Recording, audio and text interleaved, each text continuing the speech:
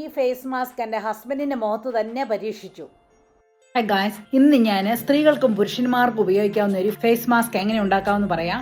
കാരണം കഴിഞ്ഞ എൻ്റെ ഫേസ് മാസ്കിൽ സാധാരണ ഞാൻ ഉപയോഗിക്കുന്ന ആ ഫേസ് മാസ്ക് ആണ് കേട്ടോ. ഇതിനകത്ത് മഞ്ഞൾപ്പൊടി ചേർക്കുന്നുണ്ടല്ലോ, അത് ചേർക്കുന്നത് കൊണ്ട് പുരുഷന്മാർ അത് ഇടാനായിട്ട് ഞാൻ അത്ര സജസ്റ്റ് ചെയ്യുന്നില്ല. കാരണം അതിനകത്ത് മഞ്ഞൾ ഉള്ളതുകൊണ്ടുണ്ടല്ലോ, അവരുടെ രോമങ്ങളൊക്കെ കിളുക്കാതിരുന്നെങ്കിൽ എന്നെ അടുക്കുമെന്നുള്ള ഇതുകൊണ്ടാണേ. പക്ഷെ അതുകൊണ്ട് ഇന്ന് ഞാൻ സ്ത്രീകൾക്കും പുരുഷന്മാർക്കും ഉപയോഗിക്കാവുന്ന ഒരു ഫേസ് മാസ്ക് എങ്ങനെയാന്ന് പറയാം. ഫേസ് ഒക്കെ നല്ല ഇതായിട്ട് വരും. അപ്പൊ ഞാൻ എൻ്റെ ഹസ്ബൻഡിന്റെ മുഖത്ത് പരീക്ഷിക്കാൻ പോവാണ്, അത് കാണിച്ചു തരാം കേട്ടോ.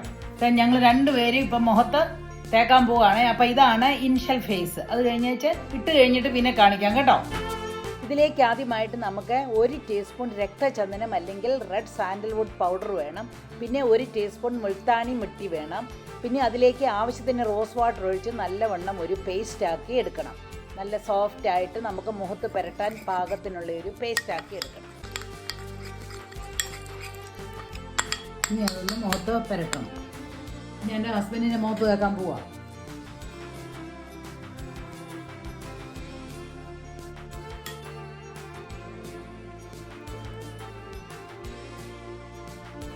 അപ്പം ഞങ്ങൾ രണ്ടുപേരും ഭയാനകമായ രൂപത്തിൽ മുഖത്ത് തേച്ചിട്ട് ഇരിക്കുകയാണ്.